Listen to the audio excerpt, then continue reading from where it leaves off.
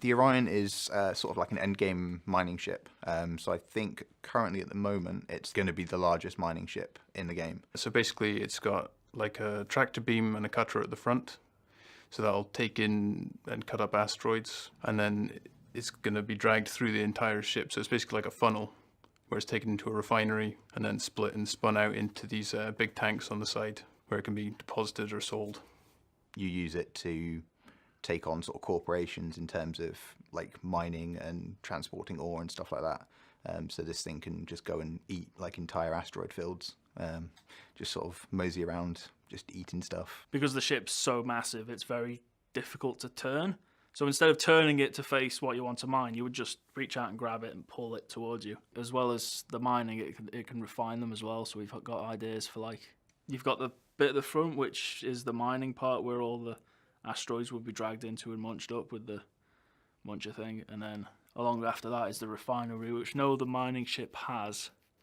What that does, you can set it to look for certain things in what you've mined. You could just stuff an asteroid in the front and then it will sort out what you find in it. So you can punch in, I want to look for iron or a certain type of mineral or something, and it will just search through that and put it away. And we can have it sort the ores in those, there's like 12 rotating cubes on the back, the cargo pods. We can say like, this cube's for iron, this cube's for gold, and it will do that for you. So you can just happily let it go once you've set it up how you want. So because it all comes in through the front, through the mining laser, there's a central corridor chute that runs through the entire ship. So that's sort of defined this hexagonal shape that builds up all the walls.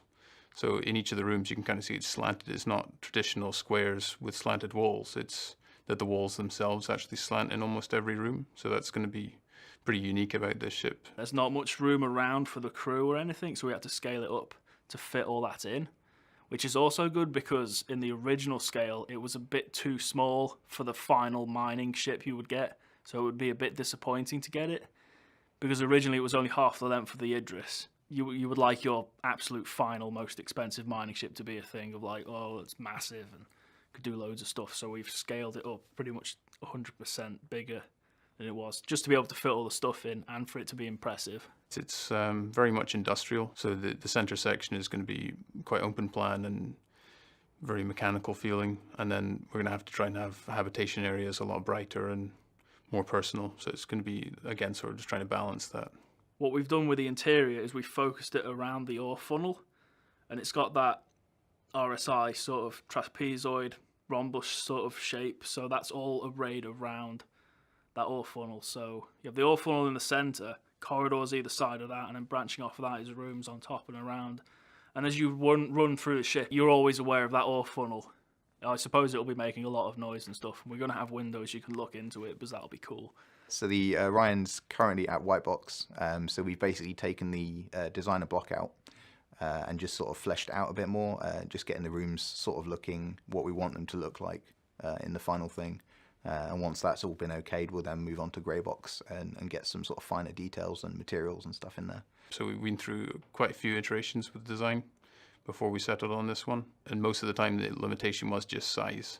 So although it's already a massive ship, there was this limitation of the tunnel running through the center, and it meant that the rooms around the side had to be more like corridor sized as opposed to room sized. It's more sort of gameplay focused in that respect. So basically making sure that the player can move around and he's got enough space to sort of do what he wants to do.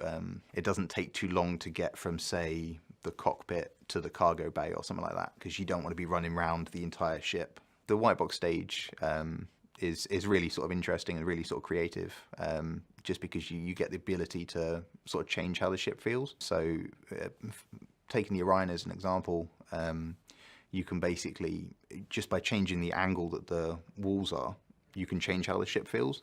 So if you wanted it to feel claustrophobic, you can put the walls sort of like in a V shape, because then you've got all the wall like gubbins and stuff on the side feel a lot closer to you.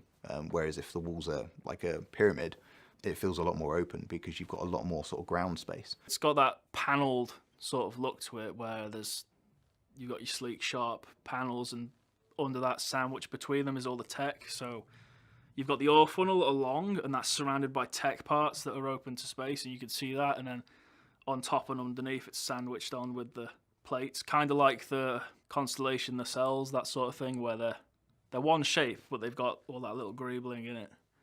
And then from the front, you've got that classic RSI trapezoid sort of thing going on. That's another big boat.